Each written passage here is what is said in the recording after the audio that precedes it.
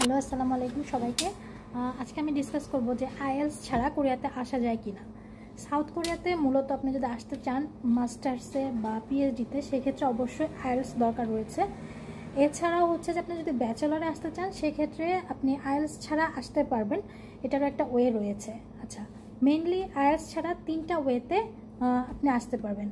First one হচ্ছে যে আপনি যদি কোরিয়ান ট্র্যাকে আসেন, সেক্ষেত্রে টপিক হচ্ছে আইএলসের মতোই, যেটা হচ্ছে কোরিয়ান ল্যাঙ্গুয়েজের উপরে একটা টেস্ট। ওই টপিক দিয়ে তারপরে হচ্ছে আপনাকে আসতে হবে এবং আপনার পড়ালেখা টোটালি কোরিয়ান ভাষাতেই হবে, যেটা আসলে একটু কঠিন। যেটাই হোক, সেক্ষেত্রে আপনি হচ্ছে আইএলস ছাড়া চলে আসতে পারবেন। আর সেকেন্ড হচ্ছে যে আপনি ভাষা কোর্স ল্যাঙ্গুয়েজ কোর্সে আসতে পারবেন। সেক্ষেত্রে আপনার ভিসা হবে D4 ভিসা। তো এই ক্ষেত্রে হচ্ছে যে আপনি জাস্ট উইদাউট আইএলস আসতে পারবেন, কিন্তু এটার ভিসা রেশিওটা এত বেশি ভালো না, যেটা হচ্ছে যে আইএলস দিয়ে আসলে আপনার যেরকম হবে। আর ল্যাঙ্গুয়েজ কোর্সে যে ব্যাপারটা, সেটা হচ্ছে যে আপনাকে আসার পরে পুরোপুরি কোরিয়ান ল্যাঙ্গুয়েজ শিখতে হবে, কোরিয়ান ল্যাঙ্গুয়েজের উপরেই সেই কোর্সটা হবে। তারপরে আপনি হচ্ছে যে চাইলে অন্যান্য কোর্সে যেতে পারবেন, আপনি তখন কোরিয়ান ট্র্যাকেও পড়াশোনা করতে পারবেন, নো প্রবলেম, কেননা তখন আপনি ভাষাটা শিখে যাবেন। এটা খুবই ভালো একটা ওয়ে, কিন্তু এটা হচ্ছে যে রিসেন্টলি যারা এইচএসসি কমপ্লিট করেছে তারাই শুধুমাত্র করতে পারবে।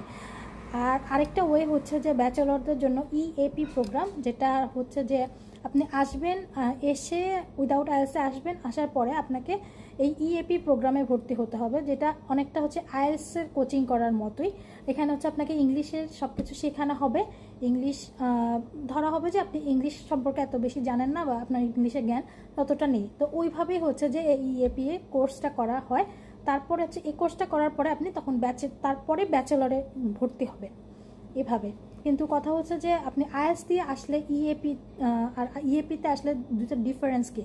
ডিফারেন্সটা হচ্ছে যে আইএলস ছাড়া আসলে আপনি কিন্তু খুব কম টাকা আসতে পারবেন, যেটা হচ্ছে কম্পারেটিভলি বেশি ইএপিএ কোর্সে আসলে, কেননা আপনার ওই কোর্স ফিটাও তখন দিতে হবে। তো কোর্স করে দেন আপনি অনার্সে আসতে পারবেন। তো অনেকেই এইভাবে আসছে অনার্সের স্টুডেন্টরা, কিন্তু মাস্টার্সের ক্ষেত্রে সেটা কোনোভাবেই সম্ভব না। মাস্টার্সে অবশ্যই আইএলস লাগবে অথবা টপিক লাগবে। আর যদি আপনি প্রফেসর ফান্ডে আসতে চান, সেক্ষেত্রে আপনার আইএলস লাগবে, এবং আইএলস স্কোরটা ভালো হলে প্রফেসররা এটা বেশি প্রিফার করে। তো এই তিনটা ওয়েতে আপনি আইএলস ছাড়া আসতে পারেন সাউথ কোরিয়াতে। ধন্যবাদ সবাইকে।